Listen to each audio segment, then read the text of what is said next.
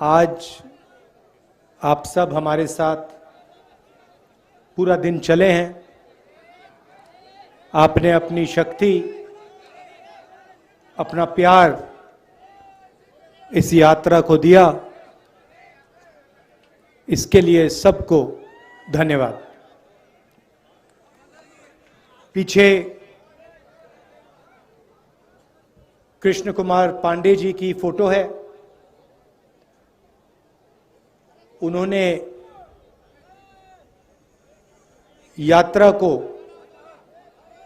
अपनी जान दी और ये कांग्रेस पार्टी और हम कभी नहीं भूल पाएंगे।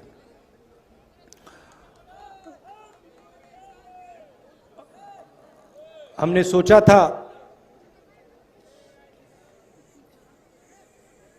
कि हमारे जो यात्री हैं सब के सब अंत तक पहुंचेंगे, मगर दुख की बात है कि हमारे एक प्यारे साथी हमारे साथ श्रीनगर तक नहीं पहुंच पाएंगे, मगर जो उनकी सोच है वो हमारे साथ चलेगी और वो श्रीनगर तक पहुंचेगी। आपको याद होगा कुछ साल पहले इसी दिन नरेंद्र मोदी जी ने नोटबंदी की थी। 8 बजे रात को, मतलब अभी 7 बज रहे हैं, इसके 1 घंटे बाद नरेंद्र मोदी जी टीवी पे आए और उन्होंने कहा कि मैं 500 रुपए और 1000 रुपए के नोट को रद्द करने जा रहा हूं और काले धन के खिलाफ मैं लड़ाई लड़ रहा हूं। सच्चाई ये थी कि नोटबंदी काले धन को मिटाने के लिए नहीं की गई। नोटबंदी जो हमारे छोटे व्यापारी हैं, स्मॉल और मीडियम बिजनेस चलाने वाले लोग हैं, जो हमारे किसान हैं, उन पर आक्रमण था और उसका नतीजा आज तक हिंदुस्तान के हर गरीब को दिख रहा है। नोटबंदी के बाद उन्होंने गलत जीएसटी लागू की और इन 2 पॉलिसीज ने, जो हिंदुस्तान की रीढ़ की हड्डी है, जो इस देश को रोजगार दिलवाती है, किसान, छोटे बिजनेस वाले, छोटे दुकानदार, इन सब को नष्ट कर दिया, खत्म कर दिया। यहां आने से पहले मैं युवाओं से मिला, 5-10 युवाओं से मिला और मैंने उनसे सवाल पूछा। वो एग्जाम के बारे में आए थे, डेलीगेशन आया था, एग्जाम के बारे में बात कर रहे थे। मैंने उनसे पूछा कि आपको क्या लगता है आज के हिंदुस्तान में, आपने पढ़ाई कर ली, यूनिवर्सिटी, कॉलेज, स्कूल सब कुछ कर लिया, माता पिता ने आपकी शिक्षा में लाखों रुपए लगा दिए, आपको क्या लगता है आपको रोजगार मिलेगा? चुप हो गए, क्योंकि आज हिंदुस्तान की सच्चाई है। हमारे देश में आज युवा पढ़ सकता है, स्कूल जा सकता है, कॉलेज जा सकता है, मगर रोजगार उसे नहीं मिल सकता। स्टूडेंट्स इंजीनियरिंग पढ़ते हैं, सालों लगा देते हैं और फिर उसके बाद इंजीनियर नहीं बनते, मजदूरी करते। कोई मजदूरी करता है, कोई उबर की गाड़ी चलाता है, कोई ड्राइवर बनता है। ये हिंदुस्तान की सच्चाई है, महाराष्ट्र की सच्चाई है। और जो आपका शिक्षा का सिस्टम है, स्वास्थ्य का सिस्टम है, वो पूरा का पूरा प्राइवेटाइज किया जा रहा है। दो तीन लोग हैं, इनके हवाले नरेंद्र मोदी जी और आपकी यहां की सरकार पूरा का पूरा ढांचा इनके हवाले कर रही है। मैंने उनसे पूछा, लड़कों से पूछा कि भाई बताओ, बेरोजगारी के कारण बताओ। मुझे कहते हैं जो पब्लिक सेक्टर था, जिसमें हमारे जैसे लोगों को रोजगार मिलता था, थोड़ी सिक्योरिटी होती थी, उन्होंने कहा पूरा का पूरा पब्लिक सेक्टर प्राइवेटाइज किया जा रहा है, बंद किया जा रहा है। तो वो भी रास्ता बंद है। नोटबंदी ने, जीएसटी ने एक रास्ता बंद किया, प्राइवेटाइजेशन दूसरा रास्ता बंद कर रहा है। तो ये देश की हालत है। और इन पॉलिसियों का लक्ष्य हिंदुस्तान की गरीब जनता को डराने का है, किसान को डराने का, मजदूर को डराने का, युवा को डराने का। और बीजेपी और आरएसएस डर को फिर नफरत में बदल देते हैं। डर के बिना नफरत हो ही नहीं सकती। अगर डर नहीं है तो नफरत नहीं हो सकती। अगर डर है तो उसको नफरत में बहुत आसानी से बदला जा सकता है। यह हिंदुस्तान में हो रहा है और इससे देश का कोई फायदा नहीं होने वाला है। बेरोजगारी से, महंगाई से देश का कोई फायदा नहीं होगा। नफरत से देश का कोई फायदा नहीं होने वाला। और यह इस देश का इतिहास ही नहीं है। यह भाईचारे का देश है, एकता का देश है, इज्जत का देश है।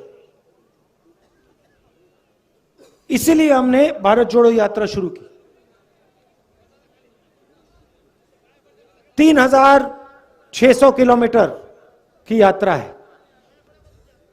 तमिलनाडु में, कन्याकुमारी में शुरू किया। 60 दिन हो गए हैं। मैं आपको बता रहा हूं, ऐसा लग रहा है कि आज सुबह हमने शुरुआत की। अजीब सी बात है।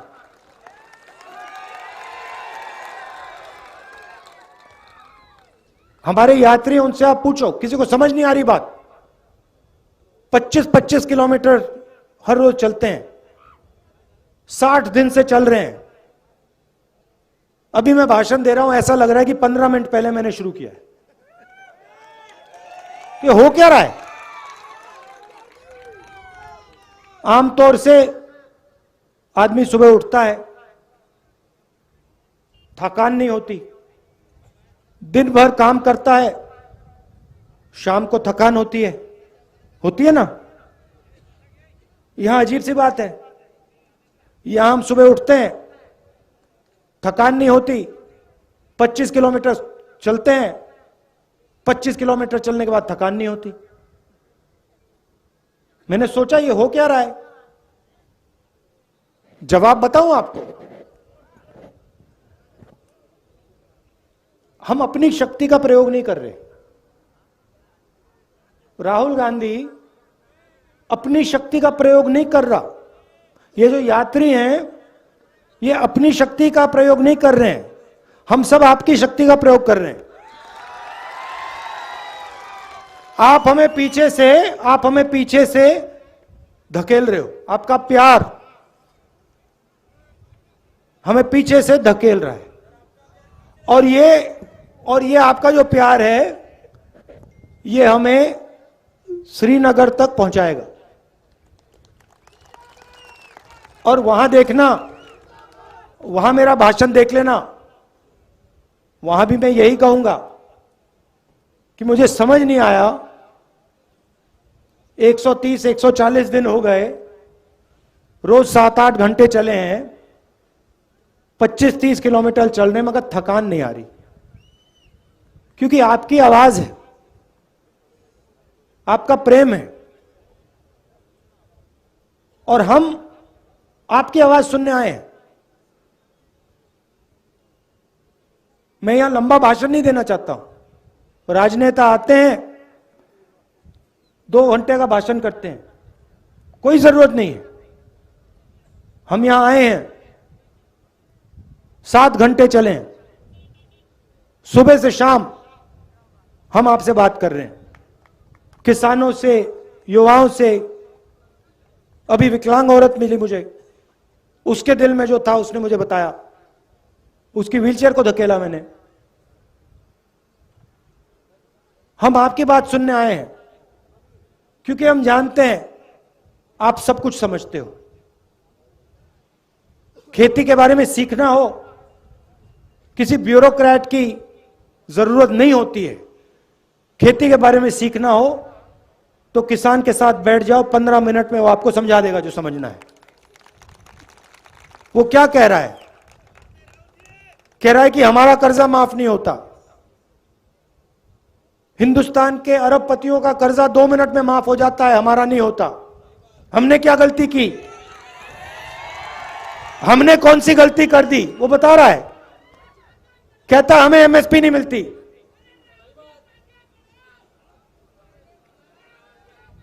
वो कह रहा है, आज मुझे बताया, एक किसान मिला, 20 मिनट मुझे उसने समझाया, जो नरेंद्र मोदी जी की ये जो बीमा योजना है इसके बारे में बताया।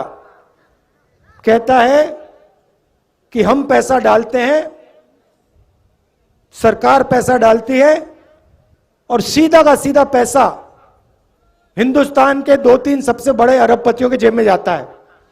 हमारा खेत बर्बाद होता है, आंधी आती है, तूफान आता है, हमारा खेत बर्बाद हो जाता है, तो ना हमें इंश्योरेंस कंपनी का फोन नंबर मिलता है, ना ऑफिस मिलता है, ना पैसा मिलता है।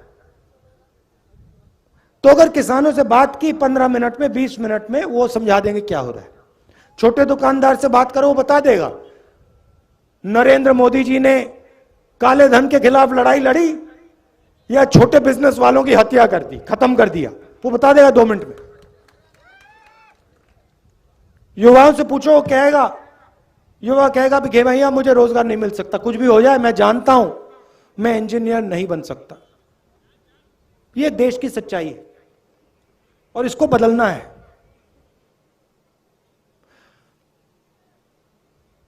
और ये देश में आरएसएस और नरेंद्र मोदी जी ने, बीजेपी ने नफरत की राजनीति शुरू की है। भाई को भाई से लड़ाते हैं। अच्छा, मैं आपसे पूछता हूं, परिवार में जब 2 भाई लड़ते हैं तो परिवार का फायदा होता है क्या? परिवार में बेटा और पिता लड़ता है, परिवार आगे जा सकता है क्या? बर्बाद होता है ना। तो फिर आप मुझे समझाओ,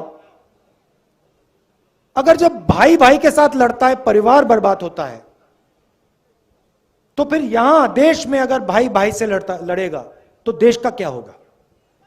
बर्बाद होगा। तो ये लोग अपने आप को देशभक्त कहते हैं। कैसे देशभक्त हैं ये? देश में नफरत फैला रहे हैं, एक भाई को दूसरे भाई से लड़ा रहे हैं, एक भाषा को दूसरी भाषा से लड़ा रहे हैं, एक जात को दूसरी जात से लड़ा रहे हैं, एक धर्म को दूसरे धर्म से लड़ा रहे हैं, और फिर कहते हैं हम देशभक्त हैं। कौन से देश के भक्त हो आप? इस देश के भक्त तो नहीं हो। तो इसीलिए हमने ये यात्रा शुरू की, और इसमें 1 इंच, मतलब हम शुरू करेंगे, कन्याकुमारी से शुरू किया और कश्मीर में, श्रीनगर में ये जो हमारा तिरंगा है उसको हम वहां के जाके लहराएंगे। और आपने हमें इतनी शक्ति दी है, इतना प्यार दिया है, मैं आपको बता भी नहीं सकता। मैं यहां 3-4 घंटे बैठ जाऊं तब भी मैं आपको समझा नहीं सकता कि आपने मुझे कितना दिया है, कितना प्यार दिया है, कितनी शक्ति दी है। इसलिए मैं दिल से आपको धन्यवाद करना चाहता हूं, दिल से धन्यवाद करना चाहता हूं। और एक बार फिर आज दुख का दिन है। पांडे जी झंडा झंडा लिए चल रहे थे, झंडा लिए चल रहे थे, आखिरी सेकंड तक झंडा लिए चल रहे थे और फिर शहीद हुए। तो ये मीटिंग उनके याद में है। उनके परिवार को, हम सब का, पूरी कांग्रेस पार्टी का, हर कार्यकर्ता का, हर नेता का प्यार,